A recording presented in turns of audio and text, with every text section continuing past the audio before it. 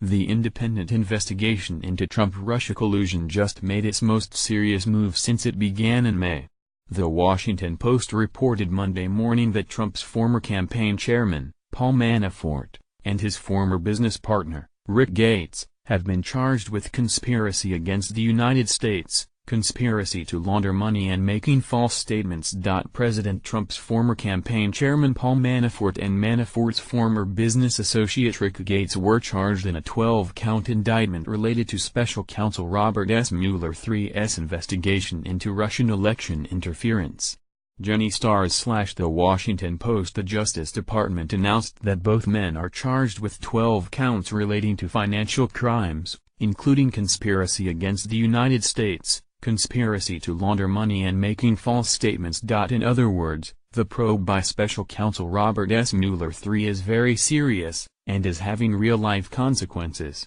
Neither President Trump nor the White House has commented on the indictments yet, though Trump has consistently claimed that the investigation into collusion with Russia is fake and a hoax. Over the weekend, as news organizations reported charges were coming, Trump fired off nearly half a dozen tweets trying to pivot to Hillary Clinton. Here are some of Trump's common claims about the investigation that haven't added up so far, especially now that there are charges. Trump claim number 1: there's no evidence of collusion. Trump's main argument here is that the FBI, in some form or another, has been looking into this for more than a year, and because it hasn't come to a conclusion about collusion, there must be none. That assumes a lot of unknowns. Besides, special counsel Robert S. Mueller III's team has only been on the job since May. It has impaneled a federal grand jury and now is charging Trump's former campaign chairman. Those are both significant escalations in a 5-month-old investigation. Congress is also investigating alleged Russian meddling. Earlier this month, the top Senate Republican and Democrat on the Senate Intelligence Committee said that, after 8 months of investigating, hundreds of hours of interviews with more than 100 people and nearly 100,000 pages of documents, they aren't ready to rule out collusion. We have more work to do as it relates to Russia collusion, but we're developing a clearer picture of what happened, said Senator Richard Burr RNC, chairman of the committee. Translation: at the very least, accusations that the Trump campaign worked with Russia are not a hoax. It's worth significant time and resources for 3 committees in Congress and 1 independent investigation to continue to look into. Claim number 2: these charges have nothing to do with the Trump administration. Manafort and Gates are charged with something that does not seem directly related to Russia collusion.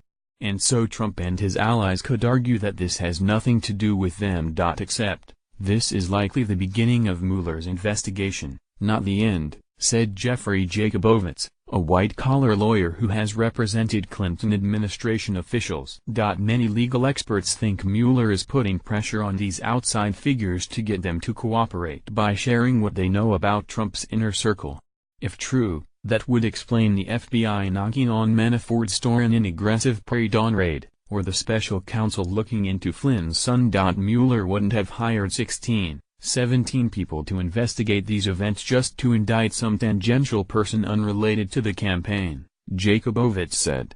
I think one of the things he's trying to do is trying to get Manafort to flip and cooperate on the broader investigation. Claim number 3: Mueller and his team are politically motivated. Some of Trump's allies have tried to draw lines between the prosecutors Mueller has hired and their ties to Democrats. Since Mueller's team is operating behind closed doors, it's been hard to directly rebut that. But that logic falls into a gaping hole with this indictment. Mueller has persuaded a federal judge to set up a grand jury. He has presented the evidence his team has found, and that independent grand jury decided to return an indictment. This is out of Mueller's hands, Jacobowitz said. It's an independent jury.